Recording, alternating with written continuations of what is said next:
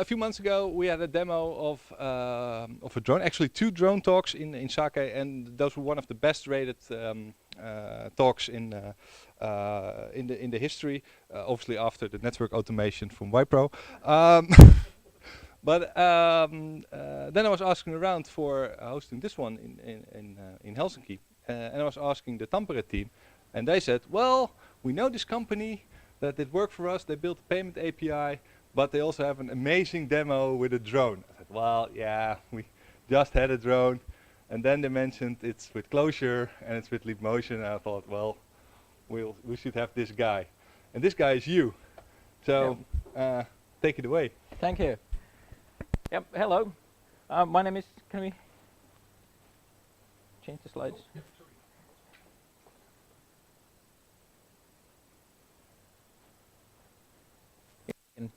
Get the picture. Anyways, yeah, my name is Jari Lansio and I'm from Metosin.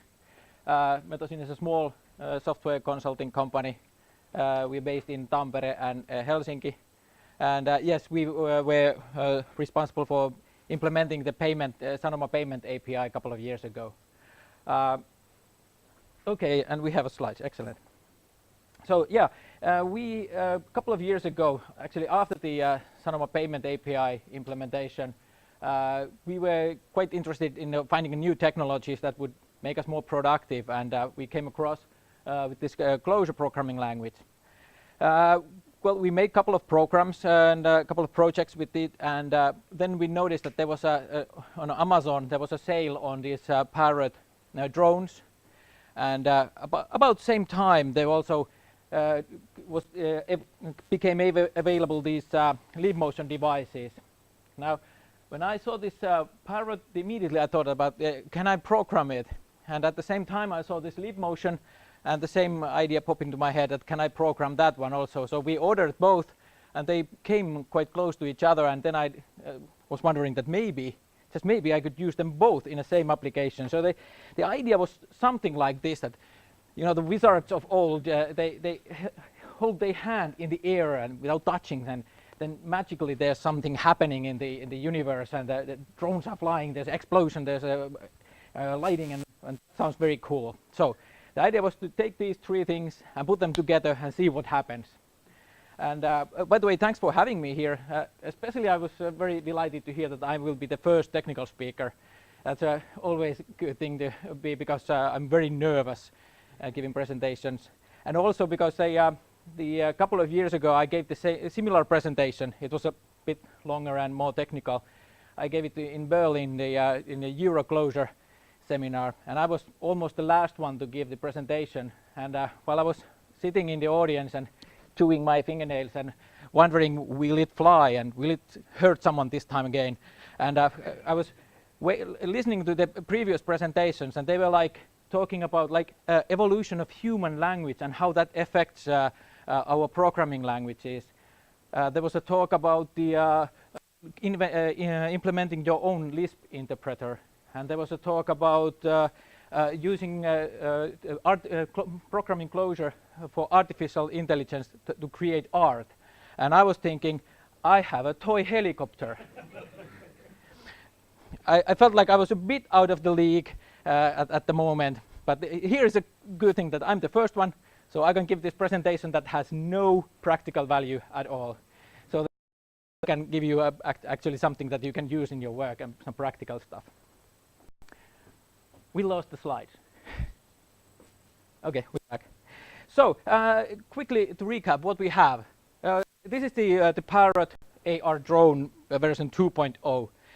It's a bit old at today's standards, and it's for example, I saw in a previous Sanoma knowledge exchange this presentation by Jari Lansio. Yes. He had this actual, real drone that could lift like things like cameras. This one won't do that. This is basically a toy version. On the other hand, I know for a fact that this fingers, if you touch it while it's flying, I know it. It does play havoc otherwise though, but it has an integrated camera in here, so you can see where it's actually flying. So it's quite nice. The normal use case is this one, that you have your iPad or or smartphone, and you use that, and you can see from there, from the screen, what the drone sees, and you can fly it around outside. But this use case, this is for normal people. Normal people, you know, they like things like being outside, and I'm a programmer. I'm immediately thinking about how can I program it. So I like to create that does other people think that is funny. So I made a small program, and what it has to do is when the Parrot is started, it creates its own wireless LAN network. So the computer has to connect to the network, and then there is an exchange of UDP packages and TCP stream. You keep on sending UDP packets to it and telling what you want it to do, and you have to do this like every 30 milliseconds or so. If you don't keep on sending at that rate, then the drone will think that the network is lost, or you have lost interest on it, and it will go to emergency mode or something like that. And but if you keep on sending those packages, then it will send back packages where it tells like how high I'm flying, or am I tilted, and what's the battery level and things like that. And also there's the video stream. You open a TCP/IP stream, send some magical bytes to it, and then it will start sending you H.264 formatted video frames. Very nice. The other part is this leap motion. It's also very inexpensive device. I think these were like 70 euros a piece or something like that. The idea is that it has a couple of infrared LEDs and a couple of cameras, and it detects where your hand is above it. And then you can ask from it that what do you see, and it will report, like, I see two hands. The left one is like here, and it reports the individual fingers, and it reports the wrist angle and the palm side. A whole lot of information comes out of it. And to program it, you need the SDK that they provide by the manufacturer. There's a native library, and Java JDK, basically it's a jar file, Java library. You're supposed to write your own application on top of that. And you can, with that API, you can ask, okay, what do you see? And it will report telling you what the world looks like from its point of view. Finally, the final piece of this presentation is this magical programming language we have called Clojure. Like I said, that we have, in our company, we have a very long working with the Java. I started like 97. Java 0.9 was just out, was a new thing, and I somehow convinced my boss in Nokia that this is the very cool language and cool technology, and we should start a new project with that. And ever since I've been programming with Java, and I felt that it was a good choice. And we felt that our productivity was much better than compared to C++ programming we did before that. But you know, fast forward 10 years, and it seems that the Java is somehow showing its age, and the productivity just isn't what we are expected to be able to produce these days. So we started to experiment. We tried Scala. I personally didn't enjoy it very much. I always felt that I don't want to bash another language, but I know there are very many Scala enthusiasts probably in this audience also, but I always felt that with Scala it was something like that I had to be very clever, and I tried to be very clever in creating these type hierarchies, and not always understanding what traverse applet A less than B means, but somehow creating these magical hierarchies and then using some cool implicit somewhere, and then it would work. And I felt very clever every time I made this work.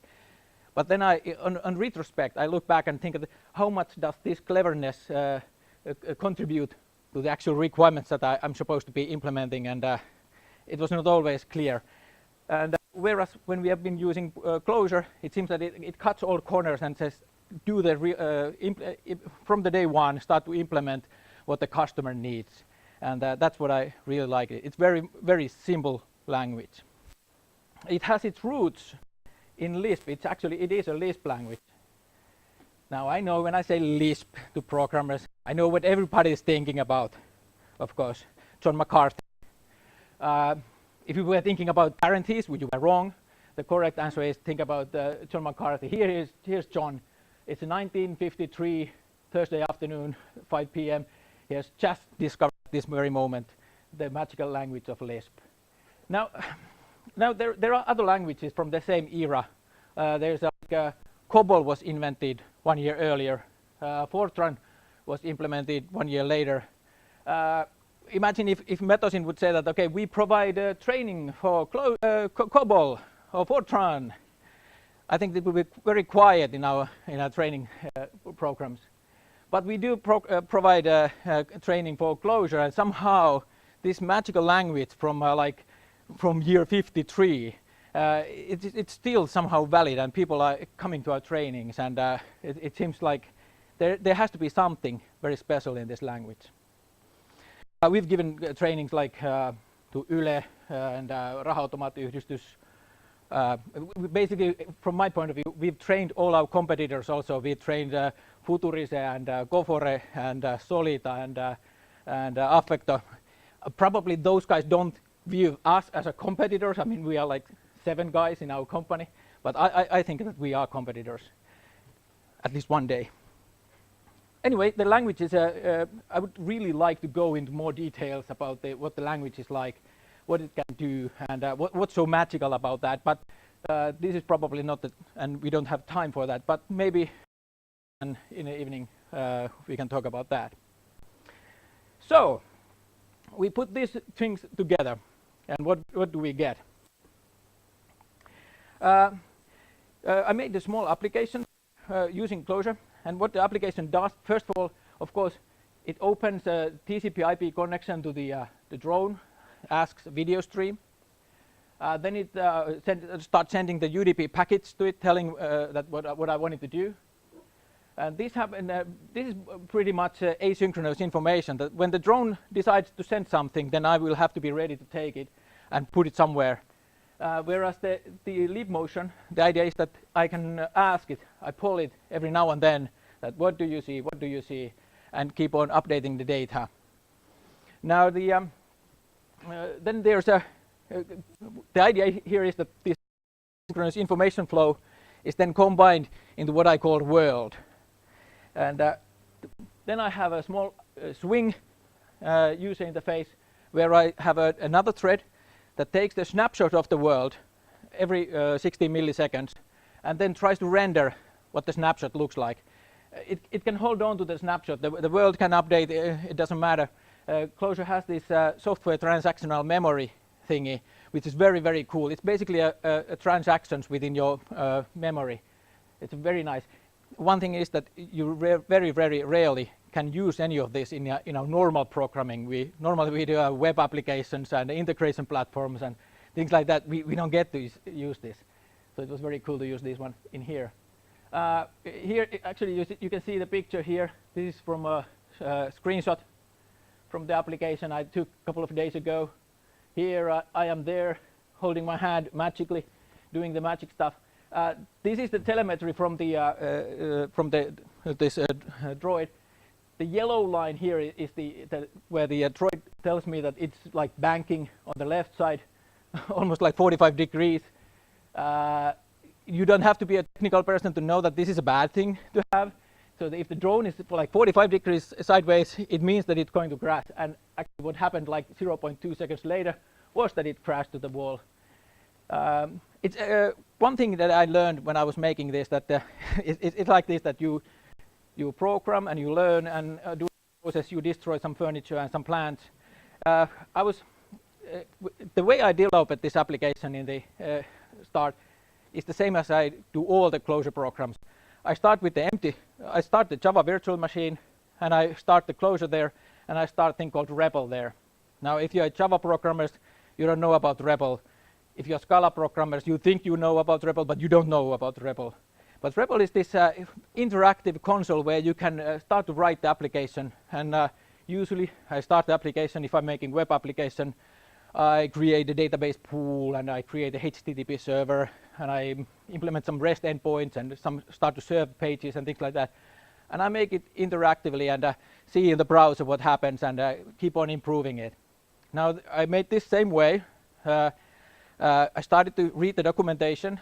Well, the documentation actually, there is no documentation. The only documentation I found was these sample applications that were written in C. So I look into the C code and try to figure it out what the hell these guys are thinking. And I was making these with mystical bit set and not set and things like that. And I was trying to make the damn thing fly and sending the packages and it just doesn't fly. And then I realized that init package, oh, there's an init. Okay, I have to send the initialization package first. And how does that work? And I set the bits and then try to fly, and suddenly it works. Boom! The drone rises and starts to hover and banking a little bit. And I was thinking about, oh, now would be a very good idea to implement the emergency shutdown package. And I was, what package is that? And of course, wasn't able to do that. The drone went to the wall, and actually it went to the plant that my wife got from her mother. And my dog woke up. It was like 2 in the morning. My dog woke up, came barking, was very excited about this, that it works. My kids woke up, they came to the room, and Daddy, you made it fly. And by the time my wife get there, it was not so funny anymore. But you'll learn that, okay, first implement something that makes it down, then implement something that makes it fly. That's a good order. Anyway, there it is, just about to crash. And you can see there's on our wall, there's a John looking. Sometimes I think that when I'm hacking things like that, I think that John is looking like, what are you doing with my language? And it's not approving, I think. And then, of course, some key bindings. I use the space bar to make it up and down, and ESC is the emergency shutdown and things like that. And all this is combined. There is another reader. This reads like every 16 milliseconds of the world and tries to render it, while this one reads it every 50 milliseconds or so. No, sorry, 30 milliseconds. And it basically what it does is that it reads what the telemetry says, that what the drone is actually doing, and it reads what the user wants it to do, and it makes a difference. What is the difference between these two, and then tries to send that one to the drone, and hopefully the thing will fly. As for the leap motion, early versions of the leap motion were not so sophisticated as it is now. It had some problems recognizing my hand, for example. Suddenly it might lose the hand completely. During the flight it was very bad. And sometimes if your fingers are very close to each other, it doesn't recognize them as a separate finger. So sometimes it might say like, you have 3 fingers in your hand when these fingers are too close. And I was trying to figure out different ways to overcome this. And one thing was that perhaps I should calculate the average of your fingers. But you know, sometimes if my fingers are like this, then it will see that one finger is pointing here, one there, and one is pointing there. So the average was something totally different. And I tried different variations, and then I discovered the best one was that no matter how many fingers you see, you just take the from the side away until you have only middle finger. Always wanted to do that to audience, sorry. Only take the middle finger and you use that one, the drone should fly, and that seems to be working pretty well. I upgraded the software, and now this one is very sharp. Even if you hold your fingers tightly together, it still recognizes individual fingers. It's very, very sophisticated these days. Anyway, I think that's all I have for the presentation. Then it's about if it actually would work. We did a couple of test flights here before you came. This is probably the moment I really like to give you all safety helmets and goggles. If for nothing else, then it would be a very cool picture to take from you. You would look really silly there. But I don't have those. So just a word of caution, like I mentioned, it doesn't split your fingers, don't worry. It can destroy plants very effectively, and it flies very fast. So if you see that it's coming towards you, it can fly faster than you can run. So do not try to outrun it. It's best that just hold your hands like and go down. That seems to be the best way. During the test flight in here, I managed to crash it into these chairs, so it's a good thing that they are empty now. But I have some rubber bands in here because not all test flights are successful. Like I said, the actual thing that should hold this in peace failed away in some test flights, but let's see how it works. I don't think I will be gracious enough to let it actually fly in this environment. It seems that I'm not sure. I'm just guessing, but I think that this device when it tries to hover in place, it uses the camera. It has one camera pointing forward and one camera pointing downwards, and I think that it tries to use this downward camera to decide. It tries to look into it and decide if it's hovering or not. And when it's hovering above a very strong light, it can see its own shadow. And when it starts to hover, it still thinks that I'm still in place, because the shadow stays in the same place. And it goes boom all the time. Certain lighting conditions, it just stays very nicely in place. Well, let's see. Okay, I have it in there. And I'm connected already to it. So there's the wireless network. Excellent. Here's some code. Let's start the machine. I have the leap motion connected. What else? I don't want you to worry too much. This is completely safe for me. I think hold on to it if it starts. It didn't, after the final crash, it didn't work, but that has happened before. I've crashed it and it doesn't work, but if you leave the battery out like 10 minutes, then it forgets and it works again. Let's see how it happens now. Let's start the start. It seems that at least we have the video feedback. No? We do. Okay, there's a lot of, if you are in a place where there is a lot of VLAN traffic, you can see that it doesn't have enough channel bandwidth to work properly, but you can see, okay, now we have the video feedback. Let's put my hand here. This is the leap motion. I can turn it like this, I can turn it like that. Whoop, let's hope that doesn't happen during the flight. Whoop, come on. There it is. Okay, and as you can see, if I'm just using my middle finger, it follows that one. Yeah, not sure if that's a good idea anymore, but at the time it was fine. Okay, there it is, much better. And we lost the video feed. Oh no, there it is. I'm a bit worried about this environment, but let's see. I'll try to send it to initial command, initialize. Initialize. Let's put it in the there. Say that trim yourself, but we don't have the telemetry. It hasn't recovered from the last crash. I don't think I will be able to make it run, because normally at this point we should be able to get the telemetry from the device. It should be the yellow bar indicating where it is, but it doesn't give me that information. Now it should be flying. Awkward. No, I'm sorry, it doesn't take off anymore. I guess I have finally managed to broke it completely. Luckily I have another one in the office, but unfortunately for this presentation it won't respond to any more me. It was broken. I'm sorry. We saw it fly during practice. Yeah, these guys, they swore that okay, it flied. We'll try it during the break or during dinner in the auditorium. Yeah. With the interference. Okay. As for the, do we have? What's the time? Time is up. Time is up. Do we have time for questions? Yes. Okay. Are there any questions? Please repeat the question after. Great.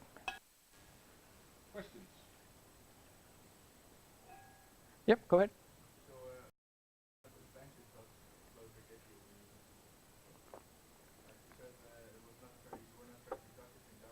Mm-hmm.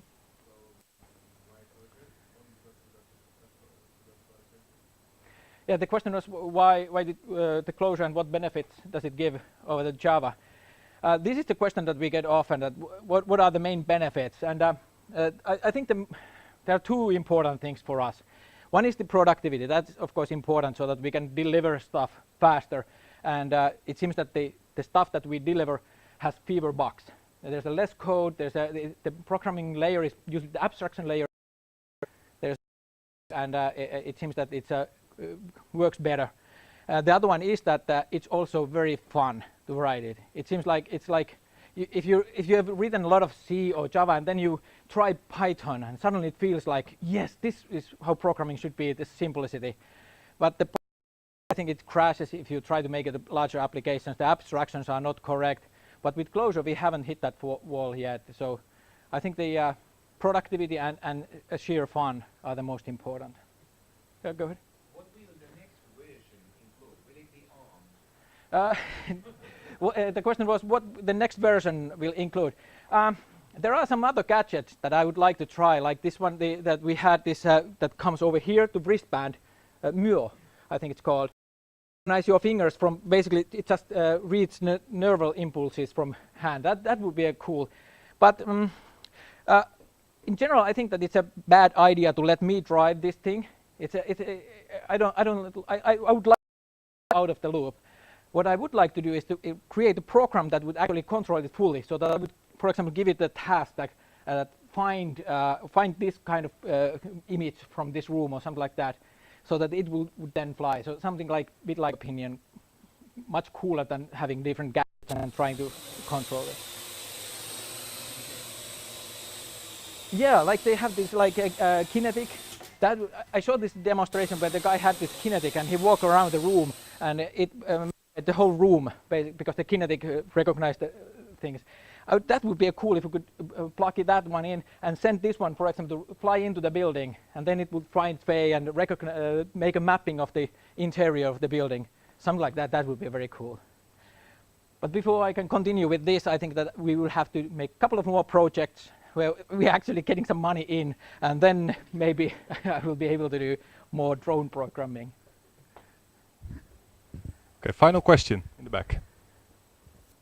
In the U.S., there's been a lot of talk about drones lately. They're flying at the same altitude as commercial aircraft, and the pilots are afraid that these things suck into their engines and causing a crash. I know the U.S. government is working with some Chinese manufacturers that are selling them in large numbers in the U.S. market to put in geofences so they don't go wandering into places like facilities. You can get the idea. Yeah. So how do you see this type of rules and regulations coming into play here in Finland? You're a manufacturer, so it's going to impact you as far as geofencing and things like that. And how will this also affect Finland's alcohol policy? That was a stretch. I mean, it's going to be a nice summer evening, and you're out on the terrace, and you don't like the price that they're charging you, so you order from the bar next door. Or you're in the Esplanade, and you have You could fly to Russia and get cheaper beer. That's a good idea. Yeah, that's very interesting. I haven't really thought about that because I'm not so interested about actually using these for anything practical. I'm just interested in programming them. But if somebody finds some practical, there was one guy in our company was actually made one idea that might affect this one. Was that during the winter time there's a problem that there is a snow packing in the top of the buildings, and you have to regularly keep asking the guys to come up with very expensive ladders and go and see that okay, no snow, go back, and still it costs you a lot of money, and you have to do it often enough, otherwise you risk like a liability that some snow falls on somebody's head. So one thing might be that, for example, use these to fly over the roof and check the level of snow using these drones. That might be something, but that I think that currently it would be illegal to do it in Finland. I think the rules in Finland are that you have to have an eye contact with the device all the times or something like that. Yeah. There is though a market for this. I know there's a guy in Baltasar that makes the Finnish logo. Yeah. I mean, the great part is they shoot them down. You have to buy a new one. Yeah, true. I work for Patria, and Patria makes those drones. I used to work for them. Yeah, but it's a cool technology, and especially cool when you can program it. Yeah, that's what. Well, thank you very much. Give a round of applause for Jarpe. Thank you. And I'm a bit amazed. You're happy that you can show your middle finger to where you're in Berlin conference and you're standing like this to control something. Wha- I didn't thought about that, but they are yeah. That's I have not seen someone do that for like 60 years, but